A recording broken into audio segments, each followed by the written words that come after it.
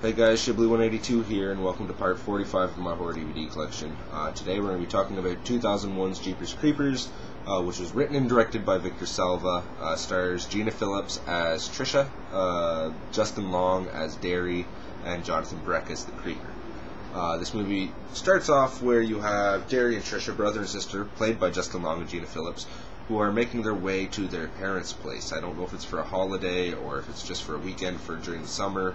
I think they've just finished their college courses or something. Anyway, long story short, they're on their way to their parents' house. And they're driving along this desolate highway, not really anything except for like open land and fields and trees surrounding them. And they're playing this license plate game where people drive by and they kind of take what they see on the license plate and try to figure it out what it means or what it says. And this one camper trailer drives by and it says "sexy forever" or something like that.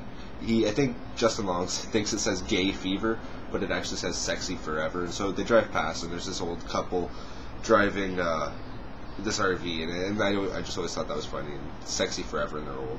But anyway, later on, you kind of see the RV as Darry and Trish, they pass it, and you kind of see this RV swerve and go off the road. You forget about it. It kind of goes off in the distance. You don't see it anymore. And then all of a sudden, this rusted old truck just starts flying up on Darry and Trisha from behind. And I mean, this truck is just flying. It's going like 100 and some odd miles per hour, and it's coming right up on their ass, honking their horn, scaring the shit out of Trish and Darry in the process. Long story short, the truck passes by them, flies by them. Darry, once again, playing the license plate game, sees the license plate, and he thinks it says "beating you." But in reality, it says "be eating you." But in his little interpretation of it, he saw "beating you." And so he takes the point, whatever. The story goes on. A couple miles down the road, they come across this church. Darry and Trish do. They're driving past this church, and they see the same truck that had just kind of sped up on them and kind of almost rear-ended them a couple times. And they see this man kind of carrying a white sheet or a white blanket with red bloodstains all over it, and he just throws it down this tube that goes down into the ground. And Darry and Trish see this, and the person that threw the thing down that tube also notices Darry and Trish. He sees them drive by and notices them watching him, what he's doing or whatever. So he starts chasing them again. He gets back in his truck, and I mean, this truck is fucking fast, like I was saying earlier. He catches up to them, no problem. Darry's driving Trish's car, which is an old beat-up piece of shit. He's having problems changing the gears. It's grinding every time. They just cannot get away in this piece of shit. And so this truck is catching up to them. This time he actually starts rear-ending them, smashing into the back of them, actually causes them to lose control and go off-road and crash through a fence and stall out or whatever. After they stall out, the truck keeps going, and Darry, doing the stupid thing most people do in horror movies, the part where you're always saying, "Hey, don't do that, you're going to die," makes the decision for him and Trish to go back and make sure that no one needs help. He convinces her that, hey, if it was you, you'd want someone to come back and help you. So Trish and Darry make their way back to this church, and they go up to this tube where they see the man throw this blanket down or this body down, whatever it was, and Darry thinks he hears something, so he gets Trish to hold his feet while he kind of slides down the tube a little bit to listen a little bit better. Long story short, she loses her grip, and Darry falls down into the tube, where he ends up finding just this great big room filled with bodies stitched to the walls. Some bodies are missing their heads, some bodies are missing their hands, some bodies are missing tongues, eyes, whatever it is that the creeper needed. This is where you kind of start to find out where this thing, this demon, this creature, whatever the hell it is, needs to regenerate his body parts. For every 21 years, for 21 days, he needs to eat. He needs to, if he loses his hand, he needs to eat a new hand. If he loses his foot, he needs to eat a new foot.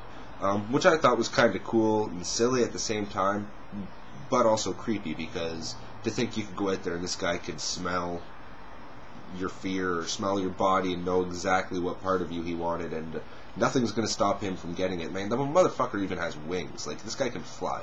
So I personally just always thought it was creepy, and one of the better horror films of the 2000s, just because of the fact that it was original. I'd never seen anything like it before, and it entertained me. Without a huge body count, without a lot of gore, it truly entertained me. And I don't know if that was just Justin Long, because truly I think Justin Long does a great performance in this film, or it was just the originality and watching something that I hadn't really seen before, I hadn't seen in a long time, and it was done differently. I don't want to get too much more into the story, just because you guys know I hate spoiling. If you want to find out what happens after Darry falls down into the tube and finds this room full of bodies, you're going to have to watch the film for yourself. Like I said, Justin Long's performance is absolutely amazing. Even Gina Phillips, the brother-sister relationship between Trish and Darry in this film is spot on. Their banter back and forth, the way they argue, the way they talk, the way they behave, they come off as a real brother and sister. And also the ending of this movie really surprised me. I wasn't expecting that. I enjoyed it a lot, actually. So yeah, if you haven't seen Jeepers Creepers, check it out. It is one of the better horror films of the 2000s, in my opinion. If you have seen it, let me know what you thought of it, because this is one film I don't know how people feel about. I haven't really watched any reviews of it. I haven't really read anything on it. So yeah, if you've seen Jeepers Creepers, let me know what you think. There's that little tube thing I was talking about. Darry slides down that thing. But yeah, anyway, there's the back. Not really any special features, just an audio commentary by the writer and director Victor Salva. And there's the disc. So yeah, if you haven't seen Jeepers Creepers, I have to recommend you at least give it a shot, because I enjoyed it a lot, and I watch it quite a bit, to be honest with you. I probably watched this a good 15 times in the last 5 years, I'm guessing. Maybe more, maybe 2001, well, 9 years. I'm going to shut up now. I'm back in the freaking 2007 or something. But anyway, Jeepers Creepers, if you haven't seen it, check it out. It's an amazing film in my opinion. It definitely kicks the shit out of all those other craptastic horror films that came out from 2000 to 2000 now. So, check it out and have a great day, and I'll see you in part 46 where we talk about the sequel, which wasn't that great, but we'll get to that anyway. We'll talk to that in the next video. Have a good day. Bye.